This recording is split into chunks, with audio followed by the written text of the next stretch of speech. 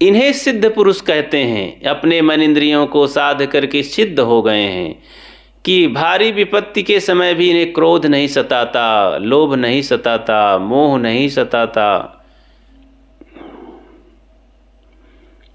पूजनीय संत समाज, धर्म प्रेमी बंधुओं, श्रद्धा मूर्ति देवियों,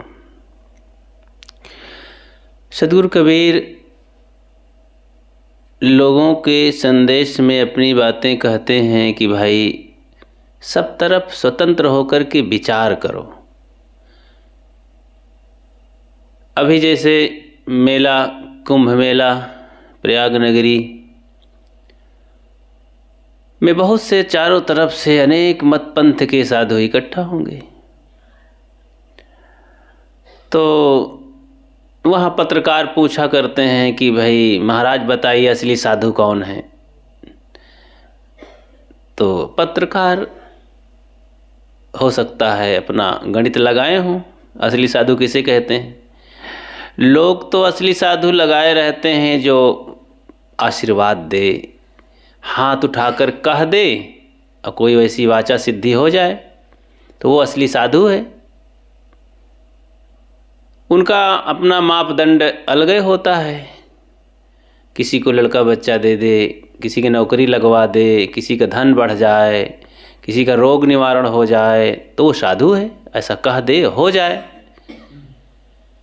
सबका मानक अलग अलग है, लेकिन जब विवेक विचार वहाँ पर होता है, विवेक ही असली मापदंड है, जिसके अंदर मनुष्यता है, इंसानियत है, ईमानदारी है, आत्मज्ञान है, मन इंद्रियों का संयम है, वो सिद्ध साधु है। नहीं तो गिद्ध है, क्योंकि उसकी दृष्टि में अगर पैसा है, लोभ लालच है, चंचलता है, कुछ साजिश है, परंपरावादी है, तो फिर उसका कल्याण भी नहीं, समाज के लिए वो बहुत वरदान नहीं, अभिशाप साबित होगा। मनुष्य को अपने कल्याण के लिए परंपरावादी नहीं होना चाहिए, परमार्थवादी होना चाहिए, विवेकवादी होना चाहिए, विचारवादी होना चाहिए। मेरे पिता ने इस परंपरा से दीक्षा ले करके, अथवा मेरे बाबा इस मार्ग से, इस परंपरा से साधु की दीक्षा ले करके साधु बन गए थे, तो मैं भी उसी में जाऊंगा। तो क्या हम परंपरा पोषण कर रहे हैं, पोषक बन गए हैं? अपना कल्याण चाहते हैं तो जहाँ पर विवेक विचार हो, वैराग्य त्याग हो, रहनी गहनी हो, वहाँ जाने की जरूरत है कि बाप दादा की परंपरा यहाँ चलेगी। भक्ति दीक्षा साधना क्षेत्र में, शांति की कमाई और ब्रह्म की कमाई के क्षेत्र में ये सब नहीं चलता है। और आदर्श ढीला ढाला नहीं होना चाहिए, सही आदर्श होना चाहिए, जिसका हम अनुकरण कर रहे हैं, अनुसरण कर रहे हैं, वो कैसा है, उनकी संगति करने से हमारा हित है कि नहीं, हमारा वैराग बढ़ रहा है, त्याग बढ़ रहा है, मन में शांति बढ़ रही कि नहीं। जिनकी संगति से अज्ञान बढ़े, चंचलता बढ़े, अशांति बढ़े, उनकी संगति में क्या मतलब है? वो कैसे आदर्श हो सकते हैं, कैसे गुरु हो सकते हैं? वो हमारे लिए कल्याण का साधन कैसे हो सकता है? नहीं हो सकता है। तो लोग परंपरा लिए बैठे रहते हैं, हम तो इसी परंपरा से हैं।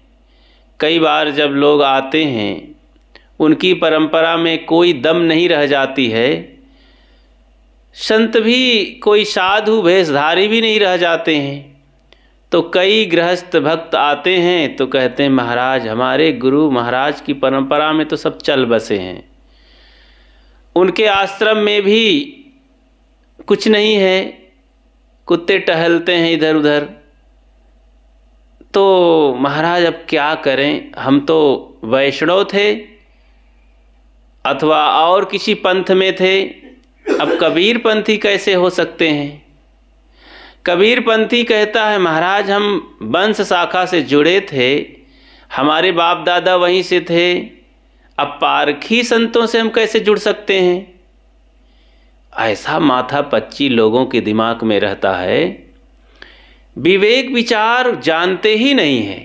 जबकि सदगुरु कबीर का महावाक्य है, करहु विचार तो सब दुख जाई, कर विचार विकार परिहर तरण तारण सोए, कहें कबीर भगवंत भजनर दुतिया और न कोय। तो विचार और विवेक का महत्व है। पारक सिद्धांत में संतों के मुख से अक्सर पहले निकलता था कि आओ निर्णय हो जाए, निर्णय वचन सुनने को आज वहाँ मिलेगा, प्रवचन सुनने को मिलेगा और कुछ मिलेगा, ऐसा नहीं कहते। तो पारकी संत कहते आओ निर्णय करें, कुछ निर्णय सुनाओ कुछ। महाराज जी, गुरु जी आप निर्णय सुनाइए कुछ। निर्णय मतलब बहुत बातें हैं तो न्यायपूर्वक न्याय करिए। कल्याण की कौन सी बात न्यायपूर्ण है। रात दिन कथा भागवत सुनते सुनते सुनते सुनते जीवन बीत गया, लोगों की तमाकू नहीं छूटती है, मन में गाली चिंता फिक्र राग द्वेष है, क्या कल्याण होगा। तमाम ऐसे दिगंबरी लोग होते हैं, राख लगाए घूमते हैं और 80 साल उनके निकल गए हैं समय, लेकिन जब बोलते हैं तो गाली देते हैं आपस में। बड़ा दल है कहने को तो हम इस अखाड़ा के हैं, लेकिन जरा सा उनमें कुछ हो गया।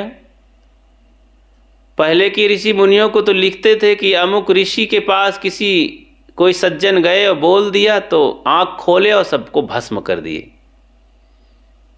ऐसे ऋषि मुनि होते, भस्म कर देते थे।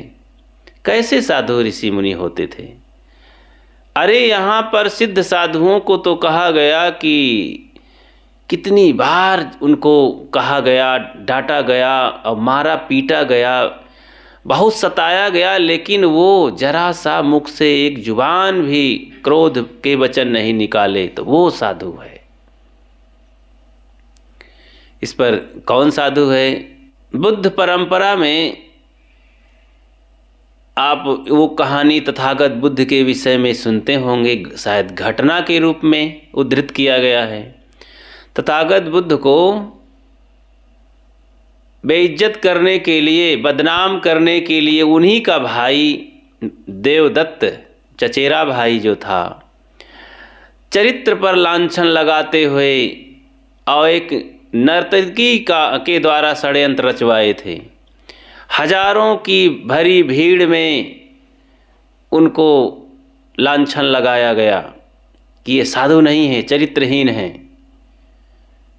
और वो चरित्रहीन औरत भी बीच सभा में आई गर्भ का रूप बना करके, तो सब लोग शर्मा गए।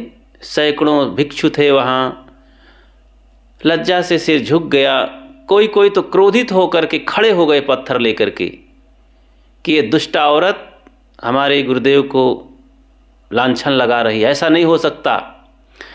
तथागत ने बड़े मीठे ढंग से हाथ उठाया, भिक्षुओं शांत रहो शांत रहो।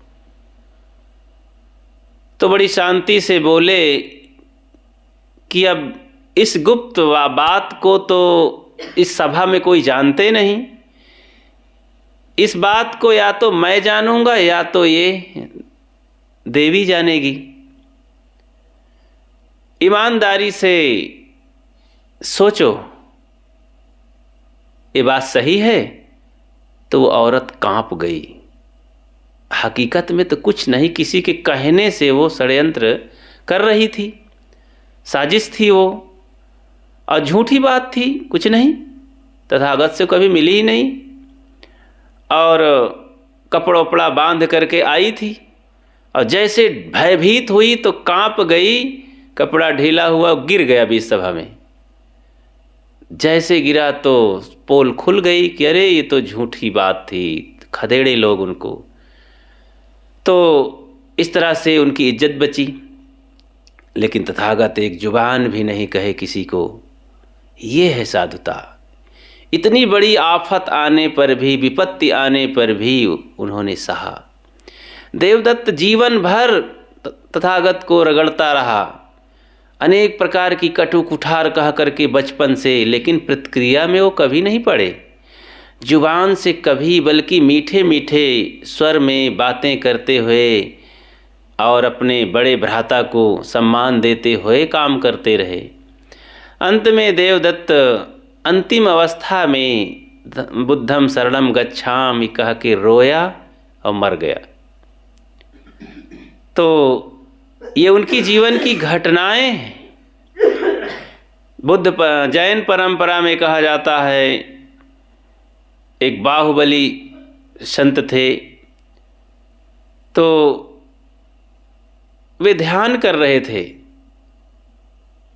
एकांत में कहीं बगीचे में बैठे ध्यान कर रहे थे। कोई किसान उधर से अपना बैल खोजते हुए निकला और पूछ लिया कि महाराज जी मेरा बैल इधर आया है, तो चुप रहे, नहीं बोले, क्योंकि अपना साधना में लीन थे। वो किसान बहुत थक चुका था, परेशान था अपने बैल की चिंता में।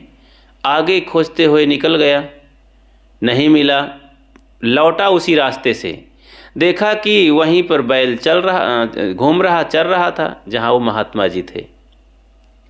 अब की बार देखा कि यहीं पर बैल है। इस आदमी से मैंने पूछा, साधु से, ये बताया नहीं, लगता है यही छिपा रखा था मेरे बैल को। किसान क्रोध में, आवेश में आ करके अपनी उदंडता से बाज नहीं आया। एक लकड़ी लिया, जो तेज धार वाली लकड़ी, और कान में ठोंक दिया।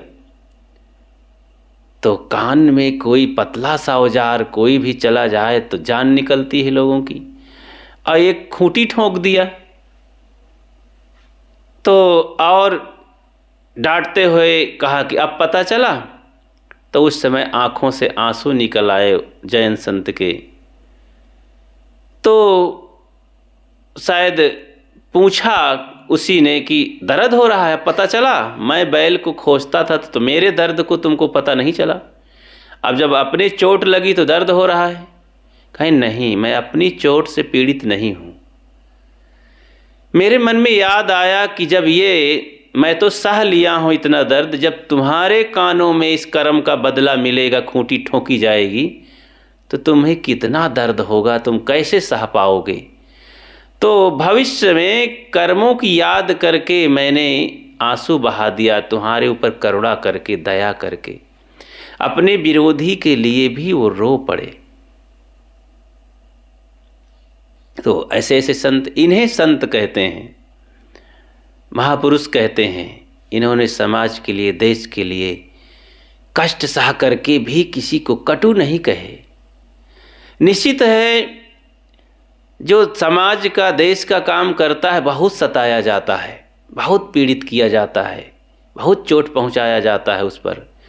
मुर्गा सुबह जगाता है, कुकड़ू कूं, अब बस उसके ऊपर गर्दन में तलवार चल जाती है। ऐसे जो दुनिया में जगाने वाले महापुरुष संत गुरु हुए, सब बहुत सताए गए। बुद्ध हो, महावीर हो, सुकरात हो, देखो जहर के प्याला पिए। और मीरा, सदगुरु कबीर, संत रविदास, किन्हीं का नाम ले लो, कितने सताए गए। और ये सब, इन विचारों का क्या दोष था? ये महान काम कर रहे थे, जीवों पर दया करके।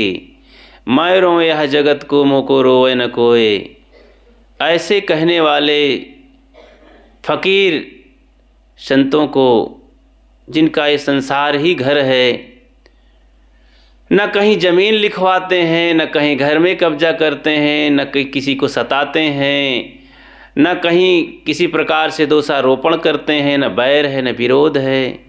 तो ऐसे संतों के पीछे कितने लोग लग जाते हैं। तो इन्हें सिद्ध पुरुष कहते हैं। अपने मन इंद्रियों को साध करके सिद्ध हो गए हैं कि भारी विपत्ति के समय भी इन्हें क्रोध नहीं सताता, लोभ नहीं सताता, मोह नहीं सताता। सदगुरु अभिलाष साहब जब अपने जन्म स्थान गए तो एक नन्हा सा बच्चा छोड़कर आए थे। तो संयोग से बीमारी में वो ख़त्म हो गया साहब के पहुँचते ही। तो लोग कहने लगे कि महाराज आप साधु हो गए हैं, यही बच्चा एक चिन्ह था आपके द्वारा, तो अब ये ख़त्म हो गया है तो आप यहीं रहिए, घर पर माता पिता को बड़ी शांति मिलेगी। चुप रहे, नहीं बोले। बच्चे को कफन दफन करने नदी के किनारे ले गए। जब दफना दिए मिट्टी में नदी के किनारे, तो कोई आकर के विशेष घर का हितैषी हमदर्दी दिखाने लगा कि महाराज आपको तो अब बिल्कुल नहीं जाना चाहिए साधु मार्ग में, यहीं साधना भजन करिए और अब मत जाइए। तो साहब वहाँ पर जोरदार अपना रूप दिखाते हैं, निर्मोहता का जो साधना का था। ऊंचे पर खड़े होकर जोर से कहते हैं कि तुम लोग बार बार कहते हो कि मत जाइए मत जाइए, मैं आया हूँ साधु मार्ग में तो क्या लौटने के लिए आया हूँ? मेरे सामने परिवार के सदस्यों को गर्दन कोई काट दे या किसी भी भांति से शरीर छूट जाए, मैं एक पल रुकने वाला नहीं हूँ। तो मैं साधु हुआ हूँ तो फिर से घूम करके ये मोह माया बढ़ाने के लिए। सब लोग शांत हो गए, सहम गए कि अब इनको कुछ नहीं कहना चाहिए, भगवान ने इनको भजन के लिए ही पैदा किया है। अपनी भाषा में बोलने लगे। तो जब सिद्ध पुरुष हो जाते हैं तो उनको मोह नहीं सताता। बड़ी बड़ी विपत्ति में तथागत बुद्ध अंतिम अवस्था में जब 80-85 साल के हो गए थे तो उन्हीं की नज़रों के सामने उनके परिवार के लोगों को एक बिड्ढप नाम का राजा उनके परिवार के लोगों को जो कत्लेआम किया था। तथागत उस समय ठूंठ पेड़ के नीचे बैठे थे, बिना छाया वाले वृक्ष के नीचे। वो बुढ़े हो गए थे, कुछ कर नहीं सकते थे, किसी को समझा नहीं सकते थे। 2-1 बार रोक चुके थे बिड्ढप को, लेकिन वो गया सेना लेकर के और पूर्व बदला लेने के भाव से, बैर विरोध के भाव से गया और काट दिया एक तरफ से। सैकड़ों हजारों लोगों को बुद्ध सुने, क्या किए? तो उन्हीं के सामने उन्हीं के शिष्यों को एक गृहस्थ आदमी आया और गर्दन काट दिया, एक भिक्षु को। कहाँ कौन? तो संत सिद्ध। कष्ट होता है लेकिन हकीकत को जानते हैं कि संसार सब बदलने वाला है, सबके पीछे मौत लगी है, सब अपने अपने ढंग से प्रारब्ध समाप्त पूरा करते हैं। इसलिए कहीं भी फंसना नहीं है, दुखी नहीं होना है, भजन करना है। ये आत्मकल्याण के लिए जीवन मिला है। तो मैं कह रहा था कि परंपरा से कल्याण नहीं, विवेक विचार साधना मन इंद्रियों को जीतने से होता है। तो कल्याण के क्षेत्र में भी हमें पुराने बाप दादा जहाँ से हुए थे अथवा हमारे गुरुजी आते थे पहले वाले, जन्म के पहले वाले, वहीं से कल्याण होगा, ऐसा नहीं है। जैसे वर्तमान में हम इलाज कराते हैं, बचपन में एक डॉक्टर थे तो जाते थे वहाँ, बहुत अच्छे डॉक्टर थे, बुढ़े थे। अब हमारे जवान होते होते उमर गए, अब उनके बच्चे हो गए डॉक्टर। वो इतने बढ़िया नहीं हैं, वो लोभी लंपट भी हैं और उनका दिमाग भी क्रक है। तो क्या वहाँ दवाई इलाज कराना चाहिए? नहीं कराना चाहिए। अरे उनके पिताजी अच्छे थे, बड़े दयालु थे, जड़ी बूटी बढ़िया जानते थे, रोगों की पहचान करते थे। अब उनका बेटा हो गया है, वो दिमाग का कमजोर विकलांग, अब उनसे हम दवाई कैसे करा सकते हैं? अब कराने का मतलब है कि अपने को और खराब करना, बीमार करना, बीमारी बढ़ाना, मार डालना। तो ऐसे ही जब दशा आ जाए तो तुरंत डॉक्टर बदल लेना चाहिए। लोग बदल लेते हैं, जरा भी देरी नहीं करते। कितने भी बड़े डॉक्टर के पास हम गए हों, बीमारी नहीं ठीक होती है, दूसरे डॉक्टर के पास जाते हैं। जब तक बीमारी ठीक नहीं हो जाती डॉक्टर बदलते ही रहते हैं लोग, कितना ही परेशानी हो, कितना भी पैसा लगे। लेकिन भक्ति धर्म कल्याण के क्षेत्र में जो मूर्ति पूजक हो गया तो जिंदगी भर पत्थर गोबर पूछता ही रहा। जहाँ से जो दीक्षा ले लिया बस उसी दीक्षा को पकड़े बैठा ही रहा। गुरुजी अगर थाली बजाना कह दिए, लोटा बजाना कह दिए, दीप जलाना कह दिए तो बस उतने करते रहेंगे, आगे बढ़ने का नाम नहीं। सद्गुरु कबीर कहते नहीं, विचार करो। तो बिना विवेक भटकत फिरे पकड़ शब्द की छां, शब्दों की छाया पकड़ करके संसार के लोग भटकते हैं। विवेक करना चाहिए। तो उलझनों में पढ़ करके, तमाम कर्मकांड में पढ़ करके आनंद तो आएगा, सरलता तो महसूस होगी, लेकिन उसमें अपना कल्याण नहीं होगा। कुछ बातें ऐसी है कि उसमें कोई रस नहीं रहता है। एक राजा के पास 2-3 लोग गए नौकरी के लिए। बोले हाँ नौकरी तो मिल जाएगी पर हम परीक्षा लेंगे। ले लीजिए परीक्षा। तो क्या खासियत है तुम लोगों में? बोले हम पढ़े लिखे हैं और हम किसी बात को सिद्ध कर देते हैं। अच्छा तो आइए। राजा बैठा था अपनी गद्दी पर, हाथ दिखा करके हथेली अपना कहा कि देखो मेरी हथेली में बाल नहीं है। तो पढ़ा लिखा आदमी होशियार था और अपनी सिद्धि किसी बात को सिद्ध करने में रखता था होशियारी। कहा राजन आप दान बहुत देते हैं इसलिए आपके हथेली में बाल नहीं है, झड़ गए सब। तो राजा को ये बात बहुत अच्छी लगी, बड़ी गुदगुदी उसे लगी कि मेरी कितनी बड़ाई हुई, मैं दानी हूँ, इतना दानी हूँ कि मेरे हाथ के बाल ही झड़ गए। तब राजा दूसरा प्रश्न करता है कि अच्छा तुम्हारे भी हाथ में तो नहीं है? सरकार, आप दान देते हैं, मैं दान लेता हूं, तो देते देते आपके हथेली के बाल झड़ गए और लेते लेते मेरे हथेली के बाल झड़ गए। तो राजा को और अच्छा लगा कि ये तो बढ़िया बात है भाई, प्रत्यक्ष इतनी हजारों की सभा में मुझे दान घोषित कर दिया, दानी। कहना अच्छा तो बताओ कि ये लोग जो बैठे हैं सभा में, इनके हथेली में भी तो बाल नहीं हैं। कहन हुजूर, ये लोग कहते हैं कि हाय हमको नहीं मिला, हाय हमको नहीं मिला, तो रगड़ रगड़ के इनके हथेली के बाल सब झड़ गए। तब फिर राजा समझ जाते हैं, ठीक है भाई, अपनी बात को सिद्ध करने में तो माहिर हो, चलो ठीक है, तुमको ड्यूटी मिल जाएगी। लेकिन क्या ये बात सच है? हथेली में बाल ही नहीं होते हैं तो कहाँ झड़ेंगे किसी के? दान एक पैसा देता नहीं है और झूठे सिद्ध कर दिया दानी। ऐसे ही कुछ काल्पनिक बातें हैं, न भूत प्रेत होते हैं, न देवी देवता बाहर होते हैं, न ईश्वर परमात्मा होते हैं, लेकिन दुनिया के लोग इसी को सिद्ध करने में सब साधु महात्मा धार्मिक लोग लगे हैं।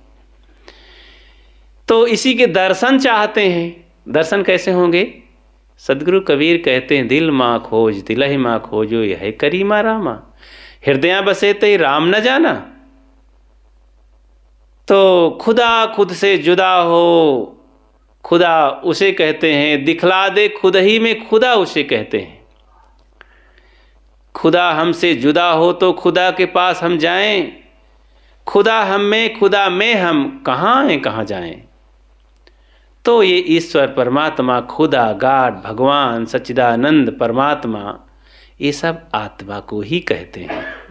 लेकिन इस बात को न समझ करके लोग बाहर दर्शन करने भागते हैं, आँखों से भगवान का दर्शन चाहते हैं। अब इसी को सिद्ध करने में सभी धार्मिक लोग लगे हैं। ऐसा हो ही नहीं सकता। अरे कल्पना की लड्डू कहाँ हैं? उससे कहीं पेट भरता है? लेकिन सब लोग पेट भरना चाहते हैं कल्पना के लड्डू से, कैसे भरेगा? तो इसलिए विवेक विचार करना चाहिए। तो बिना विवेक भटकत फिरे पकड़ शब्द की छा, शब्दों की छाया है, बस आनंद आता है लोगों के, वाह वाह। ध्रुव को भगवान ने दर्शन दिया, प्रहलाद को बचाने के लिए खंभा फाड़ करके आ गए। अरे भाई, इतना अत्याचार भ्रष्टाचार हुआ, इतना देश में कत्ले आम हुई, भगवान खंभा नहीं फाड़ा कहीं। देश को लूटा गया और अनेक प्रकार के दुश्मन आए। राजस्थान में सैकड़ों सैकड़ों हजारों नारियां आग में कूदकर स्वाहा हो गईं दुश्मनों के सामने, डर के मारे कि कोई भगवान का पर्दा नहीं फटा, खंभा नहीं फटा, दया नहीं आई। एक प्रहलाद को बचाने के लिए ध्रुव के पास आ गए दर्शन देने के लिए। बड़ा कोमल है भगवान।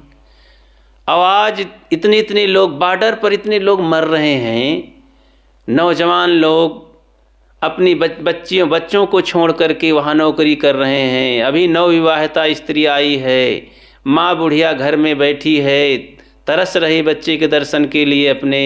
वो वहाँ गया 20 साल की उम्र में, बॉर्डर पर इस ठंडी में पड़ा हुआ है और दुश्मन गोली मारता है, तड़प तड़प के मर जाता है।